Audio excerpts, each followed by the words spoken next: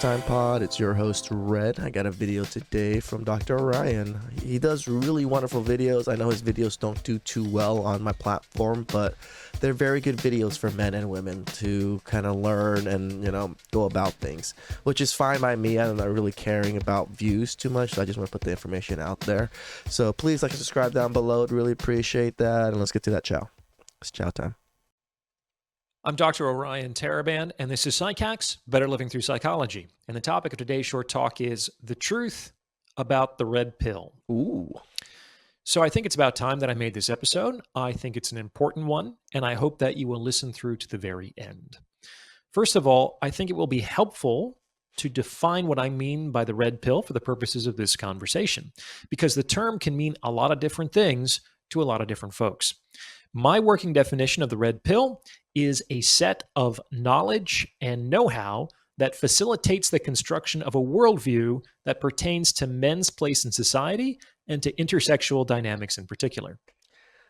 That is a very in-depth definition of red pill and very, very accurate. The doc, I hope the doc is going to hit on the points that I think he's going to hit on. It's red pill in that this worldview deviates in significant ways from the dominant social narratives about those topics. I don't think that the red pill is equivalent to male feminism. Nope. And I definitely don't see the red pill as anti-woman. In fact, this is that subject that's been going on for the last couple of videos on the comment sections in my videos, just talking about how red pill is and just some of my videos, right? So I think a lot of people view red pill as the anti-feminism or the opposite of feminism, but it really isn't. It's just men having the knowledge. It's just there happens to be a lot of upset men that pushes it like the feminism is pushed. I believe that many of the understandings in that knowledge set can and do substantially benefit women, I 100% in that they can agree. enable women to have much more satisfying relationships with the men of their choosing. So that's my working definition of the red pill. I do agree that red pill works for women too, because women are in this bubble and delusion that they can't see what's happening in the real world. The red pill is the pill to take to see how the world is for what it is. Women also need the red pill. And what I'd like to suggest is that taking the red pill is something like a spiritual journey, in as much as once the scales have dropped from your eyes and you come to perceive and recognize and understand some of the truths about intersexual dynamics and the way relationships actually function, you're no longer the same person you once were. No. Just like Saul was blinded by the light on the road to Damascus and was so transformed by the experience that he even changed his name, so taking the red pill can be an evolution on par with a spiritual transformation.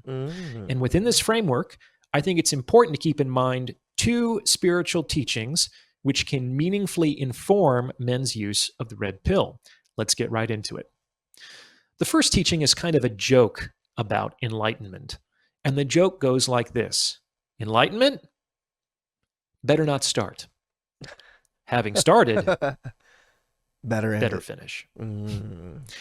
Let's break this down, because I think that this joke contains a powerful truth that is very applicable to the red pill. So why might it be better for some people to not start the process towards enlightenment? I mean, is there a better goal that we can aspire to? How could this be a bad thing? I'm going to assume ignorance is bliss. Is that what he's going to go towards? Again, the answer here has to do with the fact by the time you even make some meaningful progress toward the goal of enlightenment, you are no longer the person you were when you began your journey. That makes Pursuing sense. enlightenment will require a complete transformation of your personality, psychology, lifestyle, and relationships. In short, to embark on the process of enlightenment is to lose everything. Everything you once knew, anyway. Ooh. So That's pretty deep. And tell you the truth, when I got red pilled after my divorce, what he just explained, everything had to happen. I changed friend groups, changed careers, changed everything, worked out like a maniac, became more successful, had more drive. Like it was quite a I wouldn't say 360 because that'd be back exactly where I'm at, right? Be like a 180. That's a very high cost. And it might be better for some people to know that price tag is very high before they get into it. And why is Makes this? sense. Makes sense. Because if you start the process but don't finish it, in many respects, you will be worse off than if you had never started to begin with. I agree. I think this is what a lot of men, this is the group that a lot of men are in. They started it, but they don't plan on finishing or not, like, or in the process to be able to complete it. So they're in this anger phase. They know enough, but don't know enough. Because what happens when you make some progress towards enlightenment? Well, let's say that you become increasingly dissatisfied with the world. You begin to see through the heedless pursuit of money and fame and status and This is where I think a lot of men are in this boat right now. They see this and they're upset about how it works, the money, how money actually rules the world and everything. sex, and may even renounce them entirely.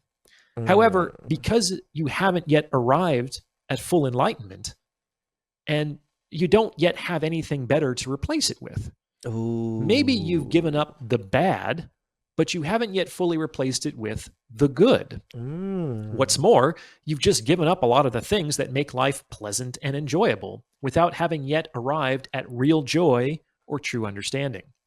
This means that, with respect to enlightenment, it kind of gets worse before it gets better. That makes And if sense. you're not committed to going all the way to the end, then you might end up stopping at the halfway point between who you used to be and who you might become, which is kind of the least functional place to stop. I think a lot of men are in that. They're trying to get to where they want to be, but they're not who they were anymore. But they're just stuck there. And I think where a lot of men are, and they're quite kind of bitter and angry because they're not sure what to do. So that's why there's this admonition to better finish if you start. Mm. And I think this really holds true for the red pill, because I think if you're going to take the red pill, you have to completely swallow it. Otherwise, don't put it in your mouth. If you swallow it halfway, it's kind of like it gets stuck in your throat. A lot of the guys I hear talking online today, it sounds like the red pill is stuck in their throat. Yeah, I It's agree. an aggravating, sputtering irritant. They're basically choking on the pill because they haven't yet fully swallowed it, which in this metaphor means that they haven't yet fully integrated the knowledge set into their worldview. Now, before I go any further, if you're liking what you're hearing, then please consider Loving sending it. this episode to Loving it. someone who might benefit from its message. Again, all the descriptions are going to be down below. Give the man support. The man is fucking genius. It's word of mouth referrals like that that really help to make the channel grow.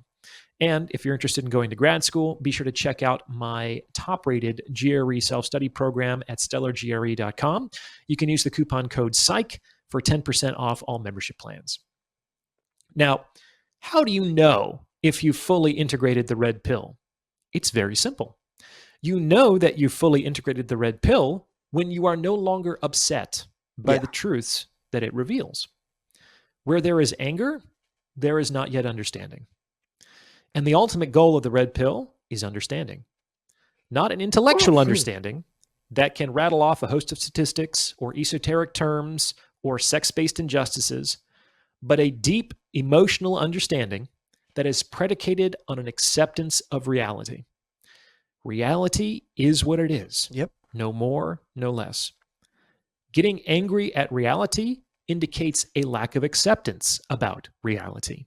And it is our work to conform our understanding to reality, not to work to conform reality to what our intellectual understanding believes it should be. Mm. So if you're going to take the red pill, make sure it doesn't get stuck in your throat, because what's the alternative? I mean, you can't really spit it back up. It's already been in your system. And Yep. that means you can't unsee what you've seen under its influence. And choking on the pill sucks. Men who do so are like those who quit halfway into enlightenment.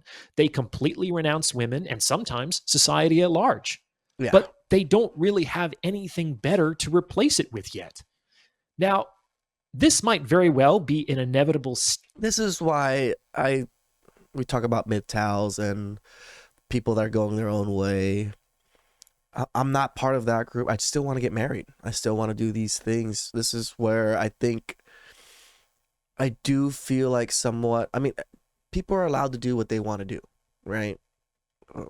Men are allowed to give up and go away, but I feel like it is what it is. It's giving up and not fighting for what you really want. Because you know the world is a certain way already, and you're just like, oh well, I don't want to deal with it. No, you have an understanding of the world and you move about the world as it is.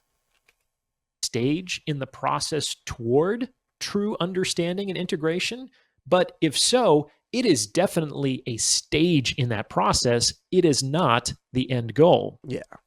So if you're still angry after a while and you can't spit that pill back up, your only real choice is to keep swallowing until it's deep in your belly, where you can finally digest it and eventually integrate it into who you are. And you'll know you've done this when you're no longer angry and you begin to navigate the world of relationships more successfully than you used to. And this leads us to the second spiritual teaching applicable to the red pill. Maybe you've heard it before. It's before enlightenment, chop wood, carry water. After enlightenment, chop wood, carry water. Oh. What does that mean? Well, among other things, I think it suggests the paradoxical truth that once you arrive at the point of enlightenment, everything is completely different, But the same. and yet nothing may have changed. It's a weird paradox and difficult to put into words, but it kind of makes sense if you think about it. If you arrive... No, I totally understand, because you understand everything. You're not upset, but the world is the way it is, right? And this is, again, this is the Midtown people.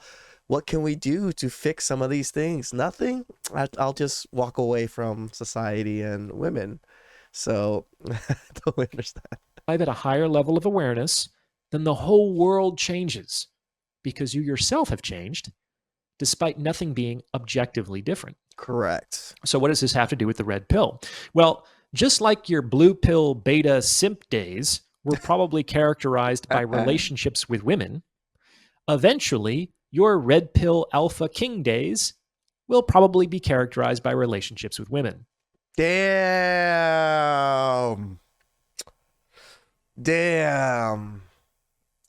That was facts right there. Damn.